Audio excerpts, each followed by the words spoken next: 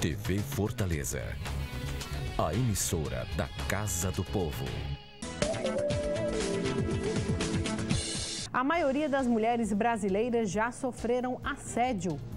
A reforma da Previdência é pauta na edição do programa desta semana. Cadastramento biométrico do Tribunal Regional Eleitoral está em pleno andamento. E a nossa agenda de concursos jurídicos com inscrições abertas. Os principais destaques do judiciário brasileiro agora no programa Mundo Jurídico. A gente começa o programa de hoje com um dado alarmante. Você sabia que a maioria das mulheres brasileiras já sofreram assédio? A pesquisa realizada pela Organização Internacional de Combate à Pobreza mostrou que 86% das brasileiras sofrem assédio público em suas cidades. As mulheres de Fortaleza concordam com a estatística. É um problema que a mulher enfrenta, né? Todas as mulheres, nós mulheres, né, não enfrenta, né? Não respeita ninguém, nem mulher, nem criança, nenhum. Para Fernanda, a situação é bem pior. Ela vende balinhas de gengibre no centro da cidade e é vítima de assédio constantemente. Eu sofro aqui, quase todo dia tem uns senhores que passam aqui, que me oferecem até dinheiro para fazer programa. E eu digo assim, eu sou casada, eu estou aqui só fazendo meu trabalho. Aí ele não quer saber, não tem problema não, casado. Mas eu levo na brincadeira, levo na esportiva. Aí eu, não senhor, eu tô aqui trabalhando, me deixa aí, se eu passo, me deixa em paz. Aí ele tá. O site da Agência Brasil divulgou as principais formas de assédio sofridas pelas mulheres do nosso país. Assobio é o mais comum, seguido de olhares insistentes, comentários de cunho sexual e xingamentos. Essa advogada, envolvida com a causa feminista, acredita que a pesquisa atinge mais que os 86% e chega à totalidade. Quando você puxa da memória da mulher, ela sofreu em algum momento da vida algum tipo de assédio. Uma mão boba, uma passada de mão onde não deve, algum tipo de humilhação, né, no caso de assédio moral. E eu pude constar, não teve nenhuma que não sofreu esse tipo de assédio. Um episódio recente que repercutiu na mídia nacional sobre assédio sexual motivou a vereadora Larissa Gaspar, do PPL, a se pronunciar na Câmara Municipal de Fortaleza sobre o tema. O assédio é uma situação muito grave, vivenciada pela maioria das mulheres brasileiras. Os estudos, as pesquisas apontam que 84% das mulheres brasileiras sofrem assédio todos os dias. Isso que chega nos sistemas de informação, né? Porque se a gente for considerar a subnotificação por descrença, por humilhação, né? Pela questão da impunidade, esse número talvez chegasse a quase 100%. Mulheres assediadas devem denunciar a prática. O procedimento correto, legal, que aconselhamos, seria imediatamente a mulher procurar uma delegacia, prestar o BO, abrir um BO contra a pessoa. Paralelamente, a gente aconselha também a ela adentrar por ter sido dentro do ambiente de trabalho. E no caso, só um adendo, o assédio sexual, ele só é configurado dentro do ambiente de trabalho ou em ambientes que existem alguma espécie de hierarquia. Dentro da família também seria um exemplo disso. A reforma da Previdência, uma das propostas do governo Temer, tem sido alvo de muitas polêmicas. Vamos saber um pouco mais sobre o assunto com o repórter Miguel Anderson Costa. Além de fixar uma idade mínima de 65 anos para a aposentadoria de homens e mulheres, as novas regras, se aprovadas, irão atingir trabalhadores dos setores público e privado. De acordo com o governo, a única categoria que não será afetada pelas novas normas previdenciárias é a dos militares. O governo apresenta o déficit da Previdência como uma verdade absoluta. E os grandes estudiosos do direito previdenciário veem que a verdade não está sendo colocada como ela deve ser. O que acontece? O governo apresenta os dados de déficit sem levar em consideração que a Previdência Social está dentro da Seguridade Social. A Seguridade Social é composta pela assistência, saúde e previdência. O orçamento da Seguridade Social é um orçamento único e o governo não leva em consideração na hora de se falar sobre o déficit da Previdência. Ainda de acordo com a PEC, a reforma prevê ainda um mecanismo de ajuste automático dessa idade mínima de acordo com o aumento da expectativa de vida dos brasileiros. Além de 65 anos, o prazo mínimo de contribuição para a Previdência Social será elevado de 15 para 25 anos. A aposentadoria por tempo de contribuição integral, ela inicialmente no texto original foi proposto que o trabalhador dispusesse de 49 anos. Nesta semana já tivemos aí que o governo reduziu esse valor para 40 anos de contribuição, o que não deixa de ser muito ainda, né? Atualmente a nossa aposentadoria por tempo de contribuição é de 35 anos, tendo aí a incidência ainda do fator previdenciário. No entanto, tanto essa proposta de 49 anos de trabalho integral, como a proposta de redução de 40 anos, ainda é um valor altamente significativo, altamente elevado, tendo em vista que a maior parte da população brasileira trabalha de forma braçal e continuar trabalhando, chegar à idade de 65 anos trabalhando na atividade braçal, requer aí muita saúde, na verdade, do trabalhador. O governo propõe criar ainda regras de transição para homens com mais de 50 anos e para mulheres com mais de 45 anos. Pela regra, haverá um pedágio de 50% do tempo de contribuição em relação à regra atual, a Fórmula 85-95, que fixa a idade de acesso à aposentadoria com base na soma da idade com tempo de contribuição. Essa regra 85-95, ela veio com o objetivo de dar opção para o trabalhador que, atingindo esses requisitos, no caso do homem, de 35 anos de contribuição e tendo aí a idade, né, fazendo a somatória, na verdade, da idade com o tempo de contribuição, somando 95 pontos, desde que tenha 35 anos de contribuição, que ele pudesse optar pela não incidência do fator previdenciário. O fator previdenciário, ele tem a finalidade de diminuir o valor da renda mensal inicial. Ou seja, o fator previdenciário ele vai levar em consideração a idade, a expectativa de sobrevida e o tempo de contribuição. É uma fórmula que é feita. Se essa fórmula dá, a partir de 1, o valor do salário de benefício ele permanece integral. Ou seja, qualquer número multiplicado por 1 vai dar ele mesmo. E como o cálculo do fator previdenciário, dificilmente ele dá a partir de 1 ou acima disso. Sempre fica 0, alguma coisa, ou seja, vai ser um percentual em cima do valor do salário de benefício. Outra reforma que é prioridade neste governo é a reforma das leis trabalhistas. A proposta altera vários pontos da CLT. Entre os pontos está a jornada de trabalho de até 12 horas diárias. O trabalhador pagar as custas processuais quando houver causa contra a empresa, a regulamentação da remuneração por hora e intervalo de almoço de meia hora. É o fim da obrigatoriedade também da contribuição sindical. E o que pensam os vereadores de Fortaleza sobre o assunto? Vai trazer muitos prejuízos para a população brasileira, a começar de uma situação chamada negociado, sobreposto sobre o legislado. Apesar disso já existir, a proposta para que isso sobreponha, inclusive a CLT, é um dos grandes problemas aí que tem, que vai reduzir, vai tirar e vai colocar duas situações de dois polos diferentes, um fragilizado, que é o trabalhador, e o outro com a força do poder, que é o empregador, e com uma situação de desemprego muito grande no país, nós vamos ter uma situação de desproporcionalidade nessa negociação. Outra questão que está sendo autorizada aí nessa reforma trabalhista, que a gestante possa trabalhar em atividades que gerem risco. Mas vai ter um laudo médico que o médico vai atestar. Tá certo, mas você abre a possibilidade da gestante poder trabalhar ali naquela situação em risco. Eu considero tanto a reforma da Previdência quanto a reforma trabalhista dois grandes atentados contra o povo brasileiro.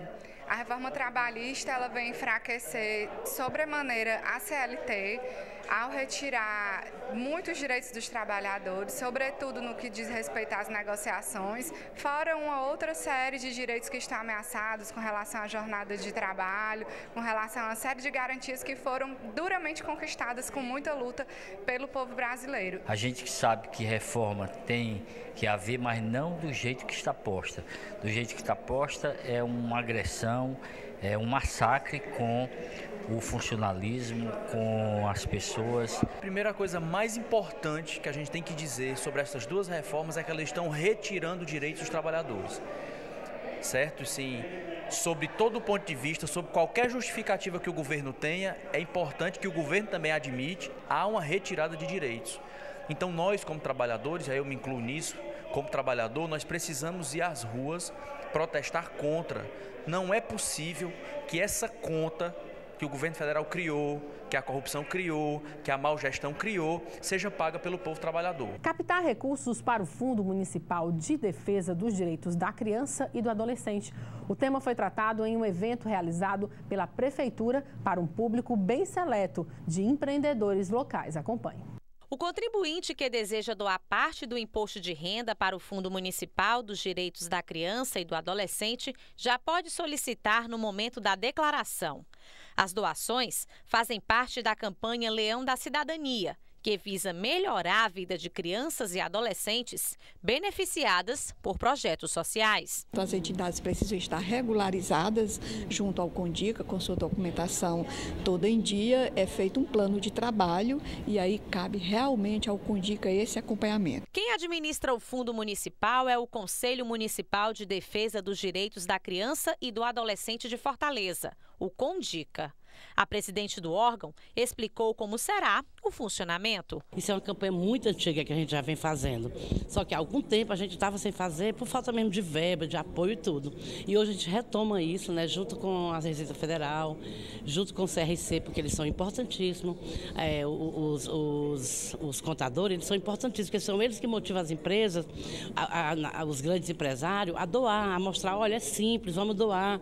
É um dinheiro que, se não for para a ONG, vai para o governo. E é uma renúncia do governo, o empresário não bota a mão no bolso. As doações podem ser deduzidas até 6% para a pessoa física e 1% para a pessoa jurídica. No sentido de sensibilizar a sociedade civil, né, a fazer a sua doação para o desconto, porque desconta no imposto de renda, então a pessoa tem também, vamos dizer assim, uma vantagem nesse sentido e, paralela a isso, com um recurso que possa atender as crianças e adolescentes da cidade de Fortaleza.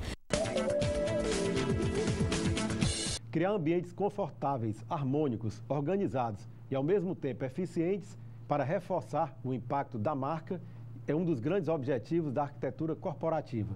E para falar sobre a importância da arquitetura de interiores nos escritórios de advocacia, nós conversamos agora com o arquiteto Elias Petruccio, sócio proprietário do escritório de arquitetura que leva o seu nome. Elias, é um prazer tê-lo aqui em nosso estúdio. Muito obrigado, é um prazer imenso a gente estar podendo esclarecer alguns itens da arquitetura de interiores.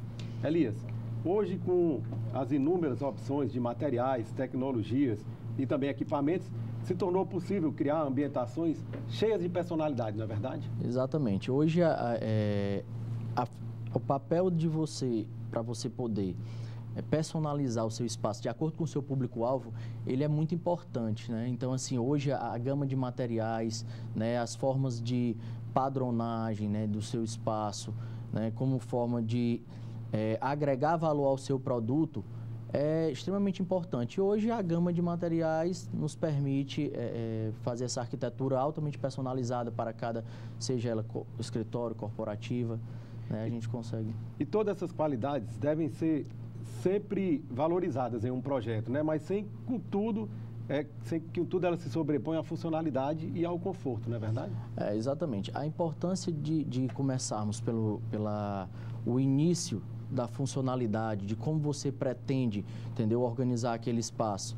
Entendeu? Então ele passa desde uma necessidade funcional até chegar à sua necessidade belo, né, de beleza, a sua necessidade de conforto agradável, com aquele direcionamento que você quer dar de acordo com a sua marca, né, da sua empresa. Eu gostaria que você destacasse aqui para os nossos telespectadores, que muitos deles não são da área, são do meio jurídico, o que é que significa realmente a arquitetura de interior, né?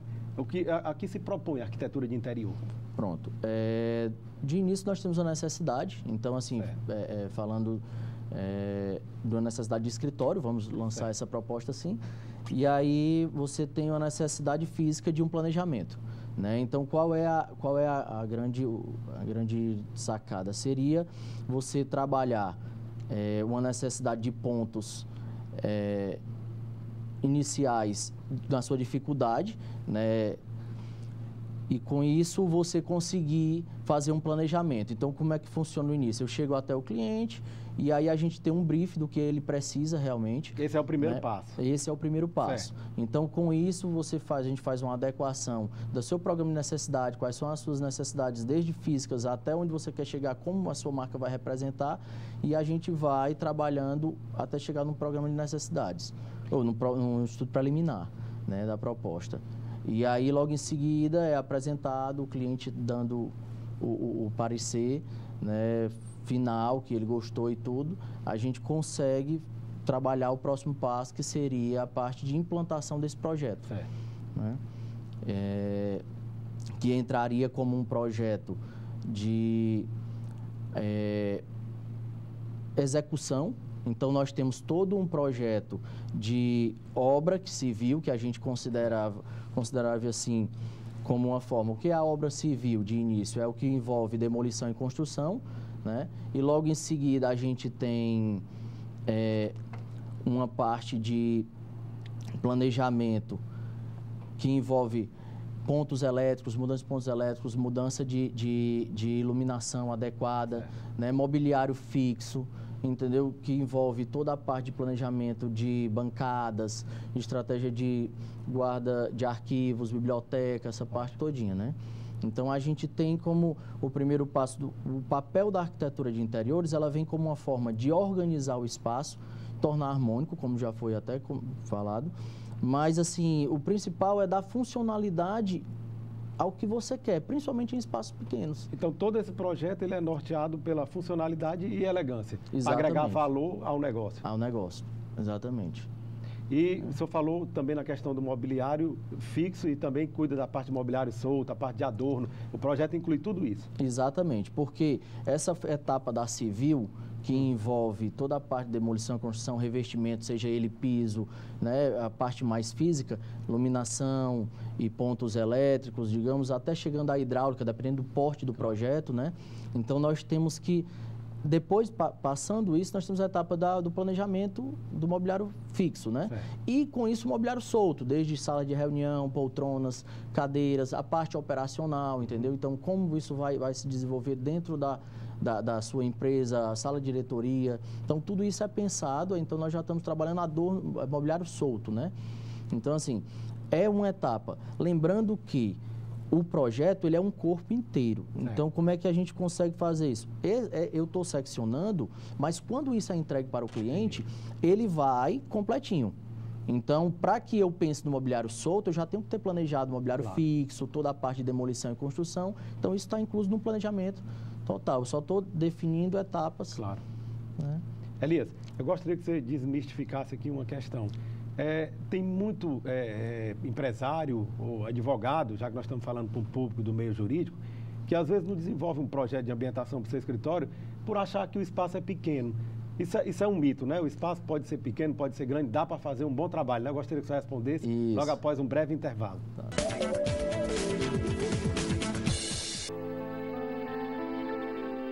A cada 2 minutos, 5 mulheres são agredidas no Brasil.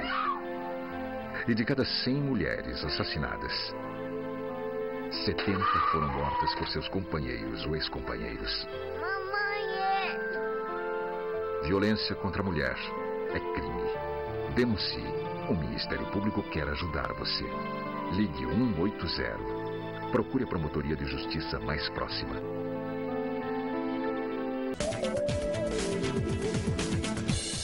Nós voltamos a entrevistar o arquiteto Elias Petrucci. Elias, a pergunta que ficou no ar no bloco anterior foi sobre essa questão de que esse projeto só pode ser desenvolvido se a área for grande. Ou seja, muita gente tem isso em mente, né? Não, eu não vou desenvolver um projeto de ambientação, um projeto de interior para o meu escritório porque eu não tenho espaço.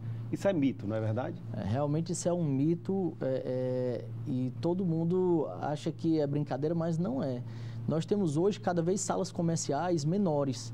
Então, assim, dá sim para se fazer, entendeu? Nós estamos falando hoje de espaços de 27, 22 metros quadrados, que a gente consegue solucionar a sala de reunião, consegue solucionar a recepção, consegue solucionar um operacional. Então, assim, a gente consegue dar esse norte. Eu acho que o mais importante que tem que ser levantado é que, além da gente solucionar esses espaços, a gente consegue adequar a sua necessidade financeira. Eu acho que essa é uma jogada super importante do papel do arquiteto nessa situação, porque assim, muita gente diz, eu não vou, o dinheiro dá, não dá, entendeu? Então assim, ele dá, sendo que ele tem que ser trabalhado com aquela finalidade. Não é porque você tem pouco dinheiro ou muito dinheiro que vai ficar, o arquiteto entra aí, nesse planejamento, para deixar uma situação que ela tinha necessidade de ficar bonita, funcional, elegante, adequada à sua marca e tudo, mas sempre pautado no padrão financeiro. Então, assim, dá para fazer uma coisa bonita, organizada, com pouco dinheiro? Dá.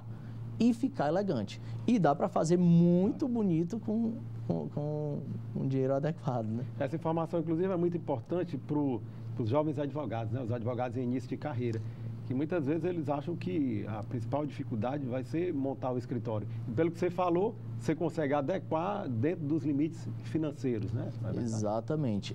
Principalmente para quem está em início de carreira, é muito importante isso. A necessidade do arquiteto para esse início.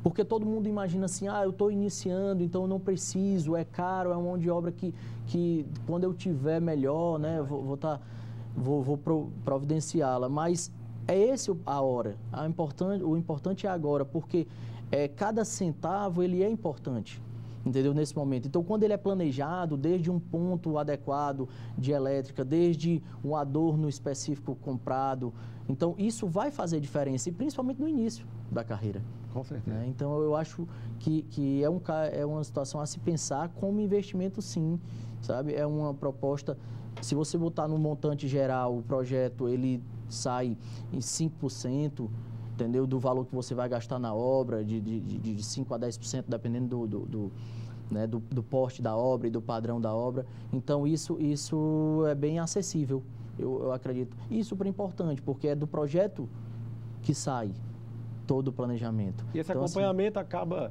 evitando um desperdício, porque às vezes você não contrata um profissional, monta o escritório e acha que fez um belo escritório, né, e você não está conseguindo atender o seu objetivo. Exato, porque é o seguinte, o nosso papel é adequar exatamente a sua necessidade real à questão do espaço. Então, assim, a que público você se propõe, né? O que sua marca vai falar? Então, assim, o nosso papel, além de tornar o espaço funcional, elegante, aconchegante, um espaço que, inclusive, até para os colaboradores, claro, entendeu? Se tornar algo atraente de se trabalhar, não só pelo mérito do escritório, mas pelo espaço, pela qualidade de trabalho. Claro. Né? Isso é importante. Eu gostaria que o senhor destacasse um ponto importante também, o que é que significa, o que representa, qual a importância do projeto, né, da ambientação de um escritório para o público-alvo. Isso é super importante. Nós podemos analisar, principalmente na área do direito, que nós temos várias linhas de trabalho. Então, nós temos o advogado que ele trabalha em várias situações. E dependendo do seu público-alvo, você precisa ter um escritório mais funcional. Entendi. Dependendo do seu público-alvo, você precisa ter um escritório mais... como é que eu posso falar? Mais elegante, de um nível de elegância, porque isso aí você trabalha diretamente para o público-alvo. Isso agrega valor diretamente. Entendi. Esse valor ele é agregado desde um adorno que você coloca, desde uma poltrona, desde uma situação que você faça para tornar aquele espaço mais agradável ao seu cliente, até o que ele precisa. Então, assim, é algo que, com esse planejamento, não estou dizendo que ele é o crucial, claro, mas ele vai alavancar, com certeza, de verdade ao seu planejamento. Tem um significado. Né? Eu gostaria que o senhor também ressaltasse aqui para os nossos telespectadores a importância, né, de que todas essas etapas de um projeto sejam acompanhadas por um profissional responsável, não é verdade? Isso. Hoje, o nosso Conselho de Arquitetura e Urbanismo, ele vem trabalhando muito nessa questão de como a gente explanar isso para os nossos clientes. Claro. A necessidade de você estar com um profissional, entendeu?